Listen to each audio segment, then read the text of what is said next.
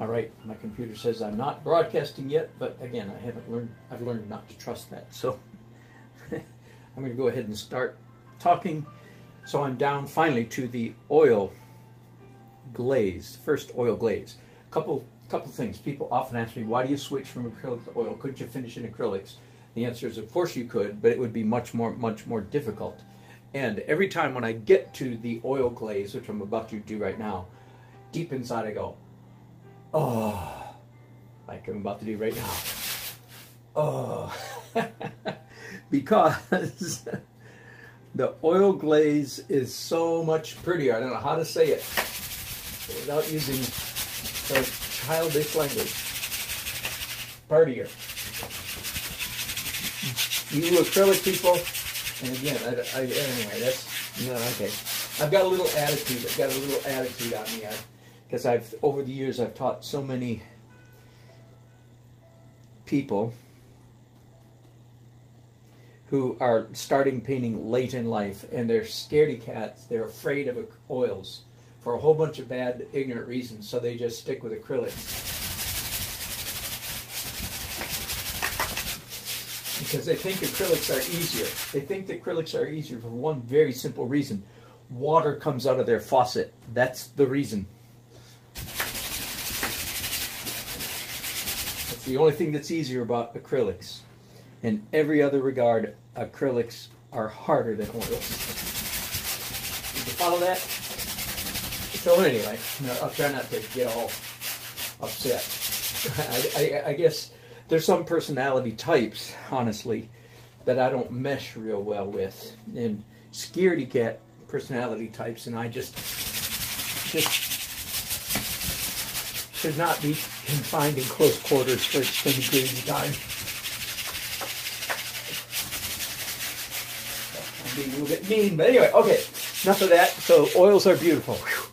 Let's get back to the good on subject. Now, I also talked I mentioned in the title of this broadcast that this step also consolidates composition,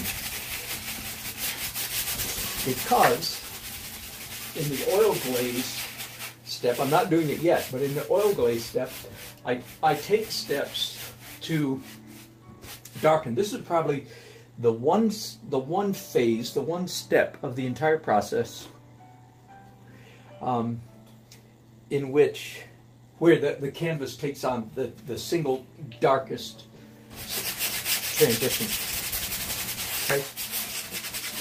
The canvas gets darker with every layer of transparent acrylic, but none of them make it this much darker. So this is the one phase where the canvas gets a lot darker, and for that reason, it takes on compositional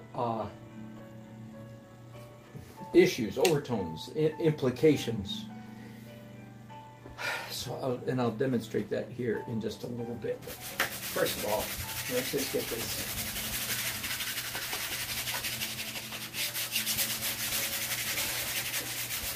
The task at hand in the moment is just get the whole entire canvas covered.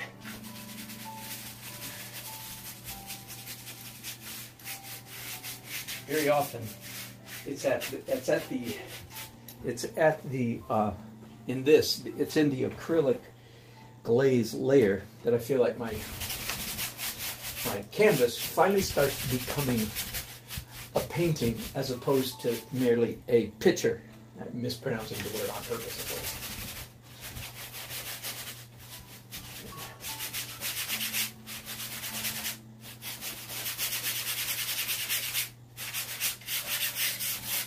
All that red right there is there because this is a neon sign right here, a red neon sign that says Jerry's Bar, cash only. So there's a big red glow in that part of the painting. That's why I just did all of that. Now oxide red.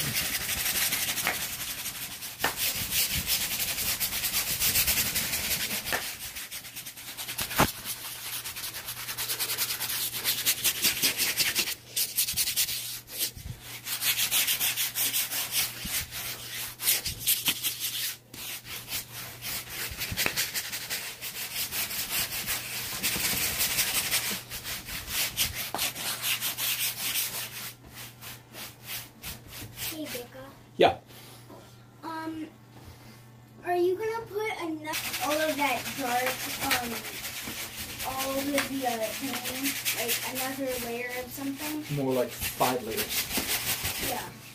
Yep.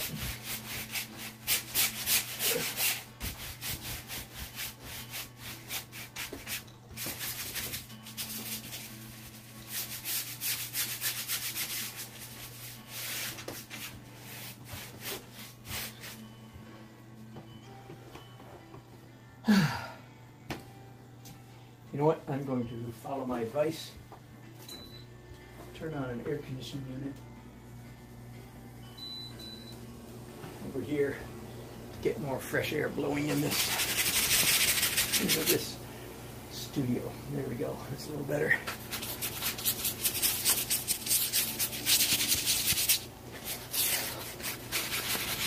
Okay, now I've got an oil glaze over the entire canvas.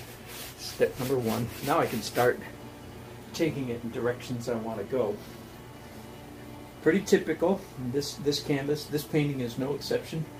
I definitely want to vignette darken the corners. So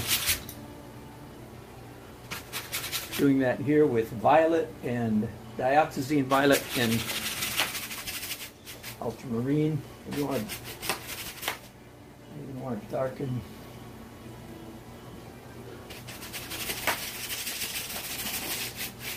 Along the bottom, I don't want a lot of attention.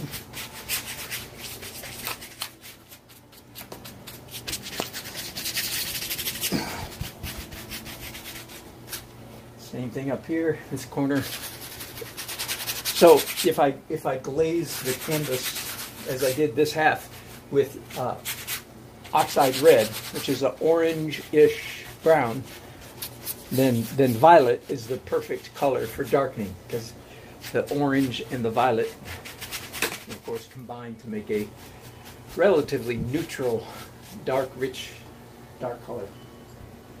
Same thing up here. So this is why I say that the glaze layer impacts the composition of the painting quite a bit, at least the way I do it, because I've just darkened all of this, so I've reinforced the composition that I had going a little while ago.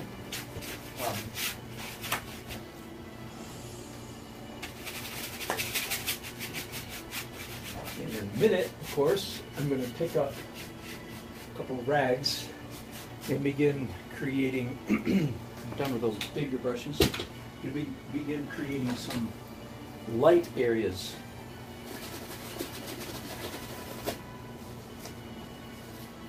But before I do that, I'm going to get a hint of redness on this woman's shirt.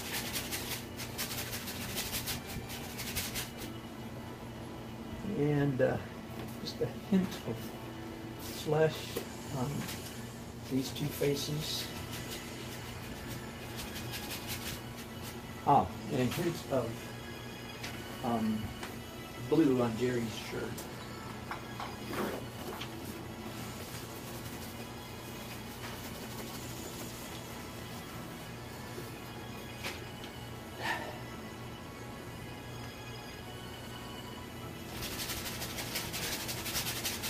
See, when you color, when you do local color with glazing, and of course you go outside the lines, always careful to go outside the lines.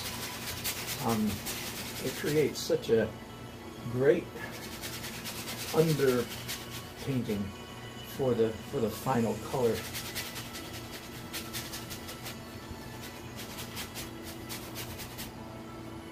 Okay. Now, yeah, I think I'm ready to do some ragging. So cotton rags really do work better than paper towels if you can gain access to some cotton rags. Okay, now to re-accentuate the play of light, real simple. Whatever I want lighter, I begin to lift off this glaze. Of course, it comes off very easily. If it doesn't come off easily enough, of course, you can always You can always dip your rag in Gamsol or trypanoid or whatever you're using.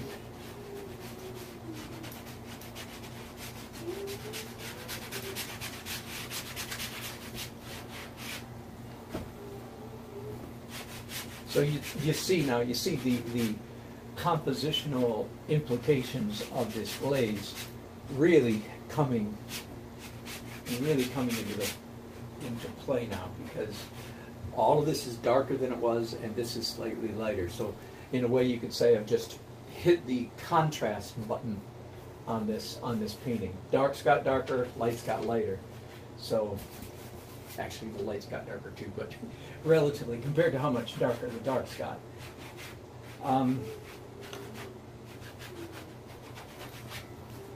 You see, so now it's quite clear, almost too clear, that I've got this shaft of light. So the composition is working very well. In fact, it's working so strongly, working so well, that I know that I can come up here into some of these other areas of the painting outside the shaft of light and actually lighten them without fear, the fear I did have earlier, without fear of losing, if you will, losing the composition.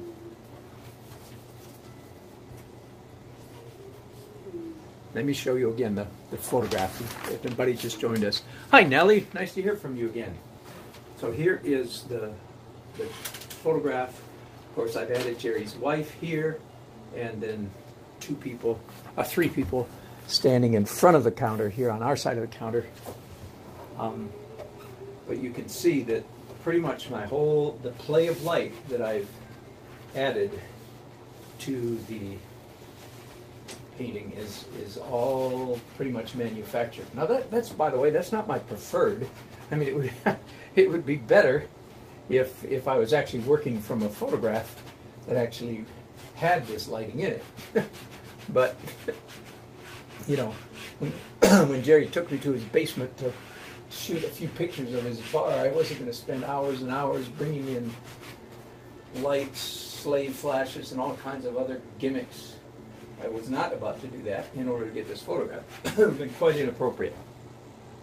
So I'm left using the photograph for details, using the photograph for rendering this stuff, but all the play of light pretty much entirely coming out of my head. It's an easy composition, though. It's an easy, what's the word? Easy invention.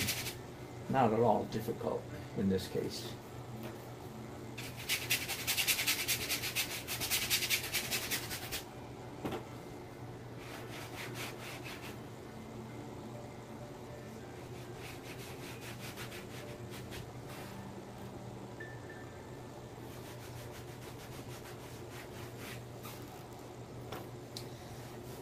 Maybe done with the rags. Now let's do just a little bit more.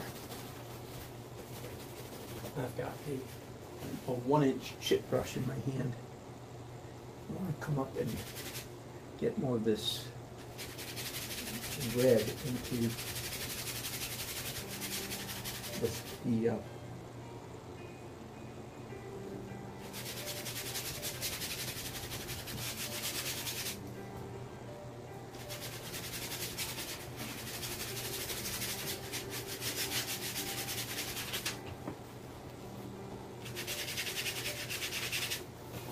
stand painting with one hand.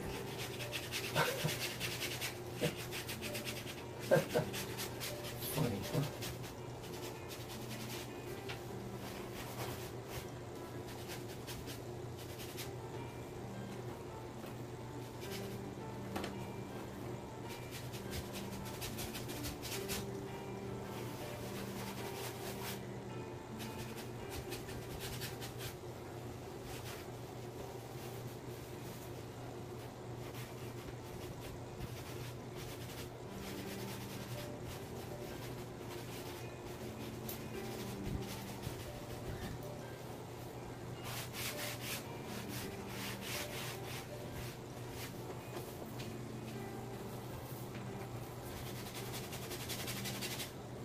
Okay, I think that's enough local color.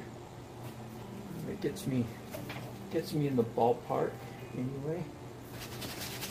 More darkness on this lady's dress. She's pretty transparent. You can see the shelf behind her. Same thing with the guy here.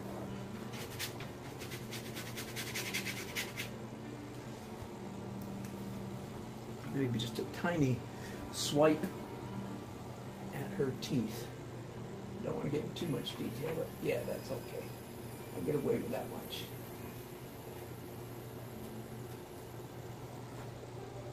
All right, I believe I'm going to take a break there. I've got a bunch of errands to do this afternoon. I have to go judge an art show. Here comes Judge. And when I get back, all of this will be dry, so that'll be convenient. None of it will pick up. One more, if it's all going to be dry, will I wish that I had wiped something else off? That's very possible. It'll be a little bit late at that time for wiping stuff off. Nope.